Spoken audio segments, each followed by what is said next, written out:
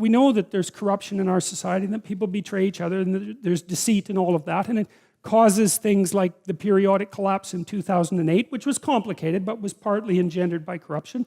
Like, what would be the upside if we really determined to act honestly? What do you think it is that people would be able to do with the world if we stopped acting in a corrupt manner? I mean, what is the upside? Do you think we could how far back could we push aging, do you think, if we hit it hard for 50 years? Could we triple our lifespan? It wouldn't surprise me. You know, all these terrible diseases that beset the planet, we could get rid of them. There's no reason for hunger and starvation. We make enough food. It's like, what would happen if we stopped acting badly? How much better could things get? Well, you start locally, I think. You start with yourself and you start with your family. Given that you know that the catastrophe is coming, right, that the tragedy of life will strike you, the question is, well, how do you fortify yourself against that?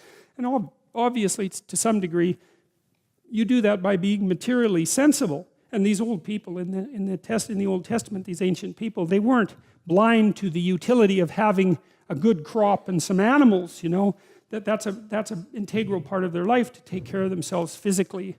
But they're also wise enough to know that there's an element of moral, what would you call it? There's a necessity for moral integration that defends you against the catastrophe of existence even more effectively than anything material.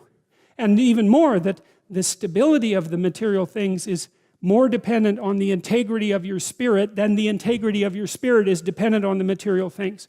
And I think the evidence for that is actually quite clear. I read a very interesting book a while back called The Wealth and Poverty of Nations that was written by a Harvard emeritus professor of history. And one of the things that he claimed, and I liked it, I thought it was very smart, was that the only true natural resource is interpersonal trust. If you can set up a society where people trust each other, then it will instantly become rich. And he used the example of Japan, which is a very conscientious society and very rich society, but the Japanese have no natural resources, right? None to speak of. And yet they're rich. And then you have countries like the Soviet Russia and much of South America where there's just natural resources that, you know, they're just like Venezuela. It's just more natural resources than you know what to do with. And the places are absolute catastrophes of cynicism and corruption.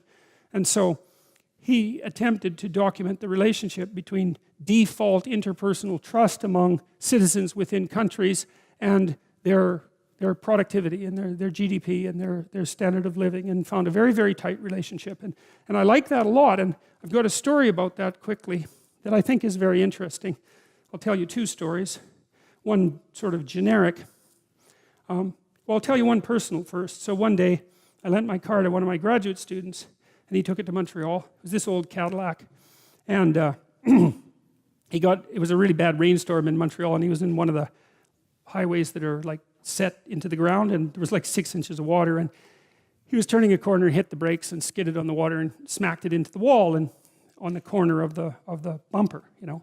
And so then he brought it back, and he was very apologetic about it, and his name was Matt Shane. I'll tell you that because Matt might hear this, and I can shame him a bit for doing this 20 years ago, you know.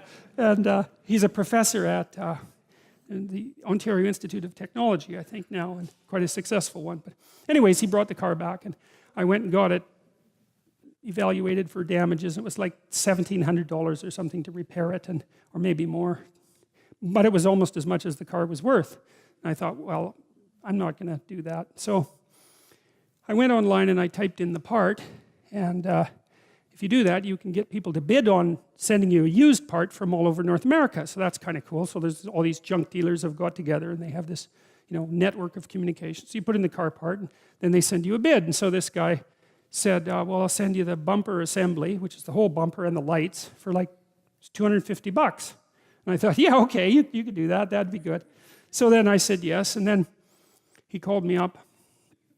About half an hour later, this guy from way down south, he had a really deep sort of Mississippi accent, and he said, wait a sec, was that for the bumper or the bumper assembly? And I said, well, it was for the bumper assembly. He said, oh, I thought it was for the bumper. And then he said, but that's okay, I'll send it to you anyways. And I thought, well, that's pretty good.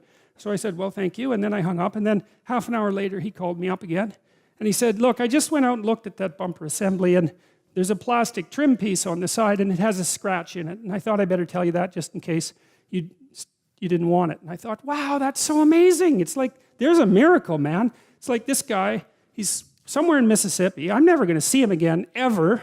I'm never gonna have any contact with him. Like, he made a bad deal, right? Because the part was worth more than he decided to sell it to me for, but he stuck with this deal, and then he went over and above the call of duty. He said, well, this part that I'm selling to you for way less than it's worth is damaged, so I thought I better tell you. It's like, man, you got to recognize a miracle when you see one. That was a miracle. So I said, hey, look, thanks for calling, man. It's okay, I can handle the scratch, send the part. And he did, and I got the car fixed and forgave Matt, and it had a happy ending. So that's trust, right? Because I didn't know him from Adam, and he's a primate full of snakes just like the rest of us. And yet he was willing to simplify himself to the point where I could just take him absolutely at his word. And that meant we could trade even though we were strangers. It's like, man, do not underestimate the utility of that. And then there's eBay. So when eBay first started, the idea was, it's not gonna work, because you'll send me junk and I'll send you a check that bounces, and that'll be the end of eBay, right? And so these escrow agents popped up so you could insure your transaction with them. It was for like 10% of the transaction. They would get the check and the goods and make sure that they were okay, and then send them on or insure the transaction. But what happened was the escrow agents didn't make any money. And the reason for that was no one cheated. Now you think about how amazing that is, right? You bring these people together across a whole continent. They've never seen each other before. They're never going to interact with each other again. And this was before there were any reputation ratings on eBay. And yet the default transaction was, you describe your goods honestly, including their flaws. You set a reasonable price. I decide to pay you. You ship the goods, and I pay you.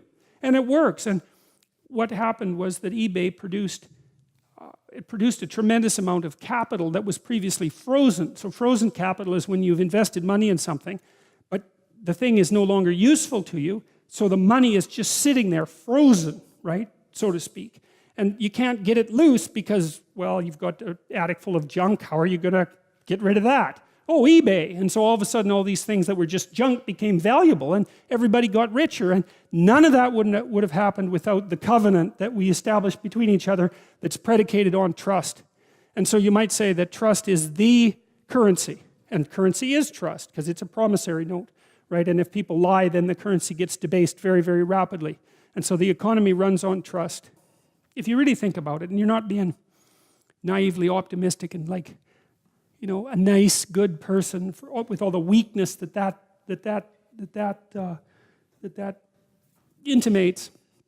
If you're being hard-nosed and sensible, you understand that if you treat people, if you trust people, that's an act of courage. If you're not naive, right? If you're naive, it's an act of stupidity, because you might get bit, and you probably will. And if you're naive and you get bit, you will suffer for it. It'll traumatize you. But if you're not naive and you know you can get bit, then you might ask, well, what should you do with people? And the answer is you should trust them. And not because you're naive, and not because they couldn't betray you, and not because you don't know that they could betray you, but because if you hold out your hand in trust, then you're inviting the best part of that person to step forward, and that won't happen unless you take that initial step, and that's courage, not naivety. And so to trust someone once your eyes are open, that's an act of courage, and that opens up the world. We speak secularly. You think, well, that's an unprovable assumption. It's like, well, we'll just hold on a sec. What's the assumption here exactly? What is the upper end for humanity? I mean, who's going to say, right? Who's going to say, especially in this day and age, man? There's so many things happening that you can't even comprehend them. What could we do if we put all of our effort into it?